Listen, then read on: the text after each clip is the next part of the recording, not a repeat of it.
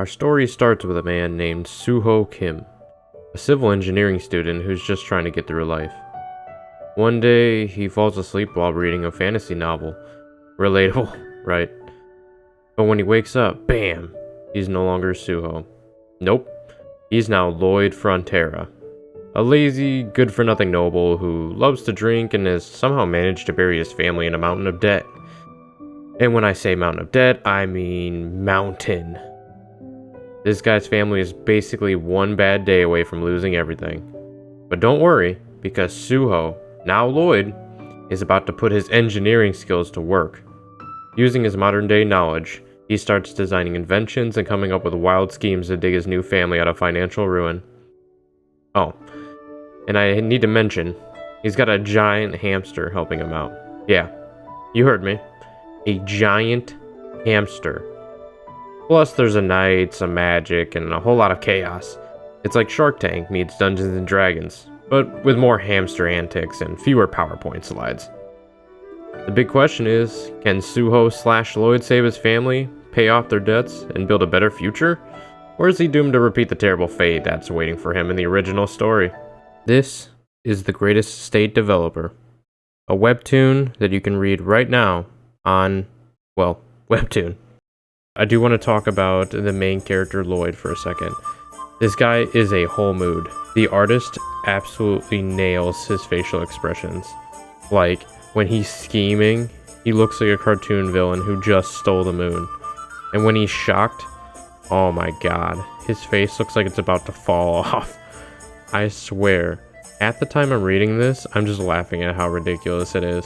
It's like the artist said, let's make this man's face do backflips, and I am here for it. One of the best things about the story is the next facial expression that Lloyd shows. It's absolutely hilarious. Let's talk about side characters for a sec. We got Javier Asrahan, master swordsman, total badass, and the original protagonist of the book that Suho was reading. Yeah, that's right. Lloyd isn't just some random main character. He's literally taking over the body of the guy who is supposed to be a villain in Javier's story. And here's the kicker. Javier hates Lloyd. Like, really hates him. Why? Well, because when they were kids, Lloyd said and did some seriously mean stuff to Javier. We're talking childhood trauma levels of mean. So, when Suho wakes up in Lloyd's body, Javier is understandably like, oh great, I had to deal with Lloyd again. But here's where it gets good. As the story goes on, you see these two slowly start to grow together. Lloyd, well, Suho in Lloyd's body parts, to prove that he's not the same jerk Javier remembers. And Javier, despite his initial distrust, can't help but be drawn to Lloyd's weirdly brilliant schemes and his determination to fix everything. Their chemistry is one of the best parts of the story. It's like watching two rivals slowly become the ultimate duo.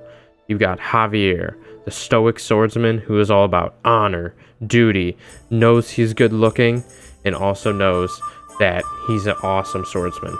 And then you have Lloyd, the chaotic genius who's like, let's build a hamster-powered money-making machine. It's hilarious, it's heartwarming, and sometimes even a little tense, you know, because old wounds don't heal overnight.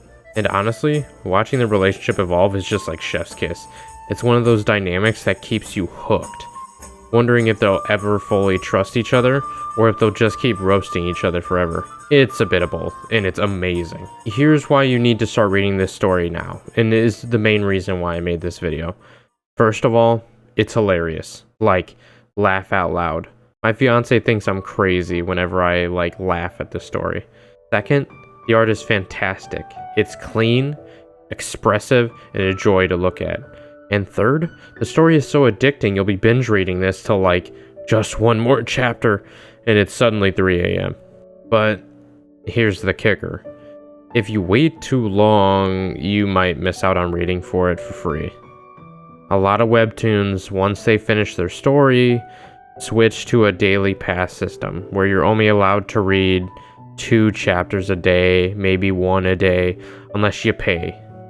Trust me, you do not want to be stuck waiting 24 hours to find out what happens next in this story. So do yourself a favor and start reading it now while you can binge it all in one go if it's something that you really enjoy. But alright guys, that's all I got. If you're looking for something funny, clever, and totally binge-worthy, please go check out The Greatest Real Estate Developer. You can find it on Webtoon. And hey, if you've already read it, let me know in the comments what your favorite moment is so far. Just try to avoid too specific of a spoiler, just in case anybody decides to look at the comment section. Don't forget to like and subscribe. Hit that bell so you don't miss out on any more recommendations like this or any other content I decide to put up. Thanks for watching, guys. I'll see you in the next one. Go read it now so you can thank me later. Okay? Have a good night, guys.